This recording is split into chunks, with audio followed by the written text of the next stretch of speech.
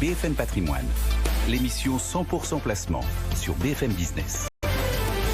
Et on va parler idées de placement dans BFM Patrimoine avec notre invitée Angélique de Linxin. Bonjour. Bonjour. Vous êtes directrice générale déléguée d'Ideal Wine. Avec vous, on parle du vin en tant que placement et du marché des grands crus. Dans les ventes aux enchères, ce sont les Bordeaux et plus encore les Bourgognes qui sont en vedette. Là, on va s'intéresser à la vallée du Rhône, dont on parle assez peu finalement. Quels avantages représentent ces vins d'un point de vue patrimonial ?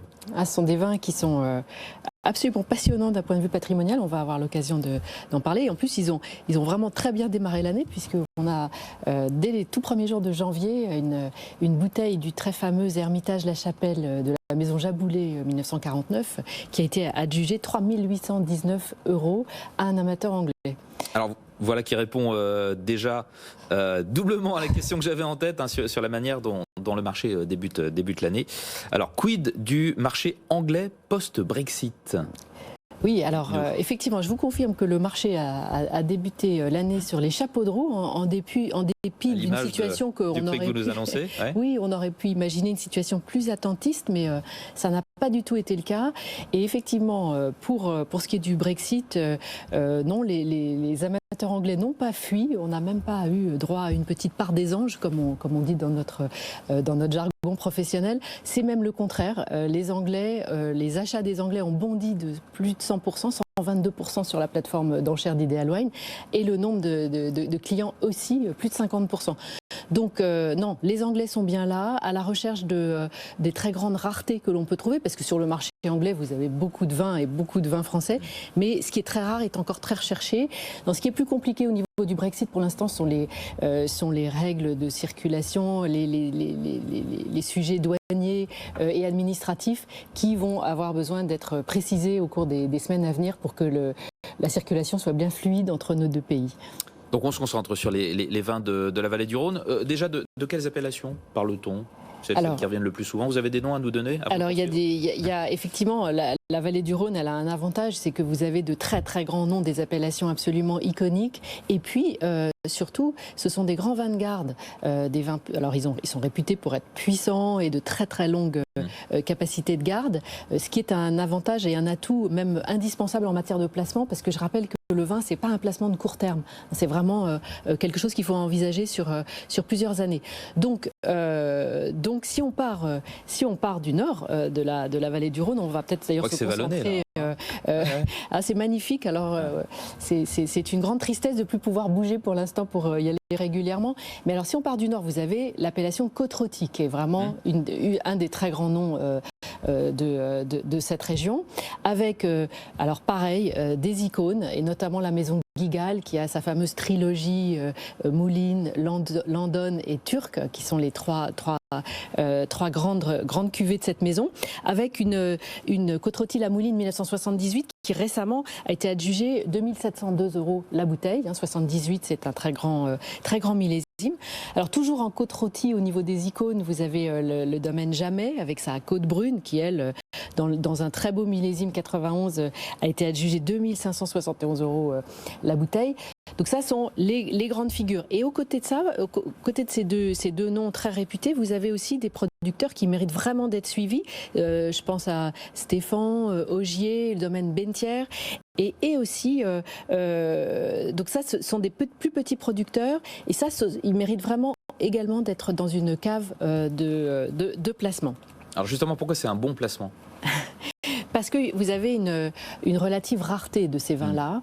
Et ça, ils sont difficiles à trouver chez le producteur. Nous, les amateurs, viennent les rechercher sur notre plateforme parce que, encore une fois, grande capacité de garde et notoriété mondiale. Et on en parle assez peu. D'après vous, pourquoi est-ce qu'on en parle ? Alors on en parle, disons c'est pas qu'on en parle peu, on en parle moins que Bordeaux et la Bourgogne, parce que la production est plus petite et plus restreinte. Une bonne partie de la production a été longtemps absorbée par le marché américain, c'est un petit peu moins le cas aujourd'hui.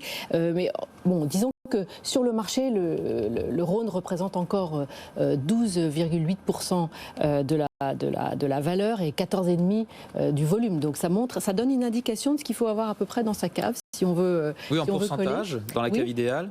Voilà, c'est autour de 15%. Mais attention, hein, c'est une indication. Je pense qu'il est surtout nécessaire de suivre vos goûts et de ce que vous aimez vraiment. Pour le cas où si le placement n'est pas, la valorisation n'est pas au rendez-vous, vous aurez au moins la consolation d'ouvrir la bouteille. Dans un portefeuille vin qui se respecte, oui. Qu'est-ce qu'il faut absolument avoir? Alors, donc, on a parlé de Côte-Rôtie. Juste en dessous, vous avez la microscopique appellation de Château-Grier qui mérite vraiment d'être suivie de près. 4 hectares, tout petit, une appellation qui est vraiment en renaissance. Donc ça, c'est très intéressant. Si on descend encore, vous avez Saint-Joseph avec Jean-Louis Chave qui, lui, est très connu en Hermitage de l'autre côté du Rhône, mais qui réhabilite cette appellation et fait un travail extraordinaire. Avec d'autres noms comme Gonon, Gangloff ou Coursaudon qui sont un peu des classiques pointus à rechercher. Et puis alors vous avez ce phénomène des vins de nature qui émerge aussi, qui existe depuis un certain nombre d'années et qui existe aussi dans la vallée du Rhône avec le domaine dont je ne voudrais pas écorcher le nom, Hirotake Uka. C'est pas moi qui vais vous dire. Domaine, ouais. Domaine de la Grande Hirotake, ça fait un peu japonais. Hirotake Uka, oui, c'est un japonais. Ah, c'est un japonais, d'accord. Ou le domaine d'Aréribaud. Donc ça, c'est Saint-Joseph. Et puis, avant de passer de l'autre côté du Rhône, vous avez l'appellation Cornas, avec des très beaux domaines, des grands classiques comme Clap et Alain Vosges, et aussi toujours cette mouvance nature avec Thierry Allemand, qui est une très grande figure de l'appellation, et puis les deux domaines du Coulet et du Tunnel, qui ont toute leur place aussi dans une cave de placement. Voilà, donc ça c'est cette partie du Rhône. Vous passez de l'autre côté, vous avez l'Hermitage. Ah oui, l'Hermitage. Extraordinaire appellation qui effectivement est portée au nu par la renommée de la maison Jaboulet, avec l'Hermitage de la Chapelle. Donc on a vu les millésimes collector comme 49, mais vous avez aussi des millésimes plus récents qui dépassent très largement les 1000 € la bouteille en adjudication.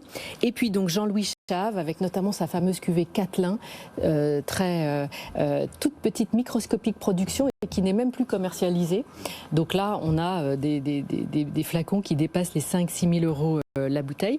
Et puis après vous avez des grands noms classiques comme Delas, les maisons Delas ou Chapoutier qui exploitent des parcelles très prestigieuses et toujours des domaines beaucoup plus confidentiels comme Sorel, Fory, on retrouve d'Aréribaud. Donc ça c'est, voilà, je vous ai dressé un petit panel de noms qui méritent vraiment de figurer dans une cave patrimoniale, sans oublier d'ailleurs Crozet Hermitage, avec notamment le domaine Graillot, qui permet d'avoir des vins qui sont prêts à boire plus rapidement. Donc ça c'est le nord de la vallée du Rhône. Il y a encore plein de pépites au sud qui méritent, qui ont aussi toute leur place dans une belle cave d'amateurs. Vous reviendrez nous en parler? Avec grand plaisir. Donc 15% dans une cave qui se respecte. Hein, à peu près, mais encore une fois, si vous êtes un grand amateur et en plus vous avez la capacité à aller vous-même sourcer des domaines qui sont pas encore sous le feu des projecteurs, vous pouvez même augmenter un petit peu la part, pourquoi pas. Eh bien, merci pour tous ces conseils, Angélique de Lincsin, directrice générale déléguée d'Ideal Wine. Merci à vous, bonne journée. Au revoir.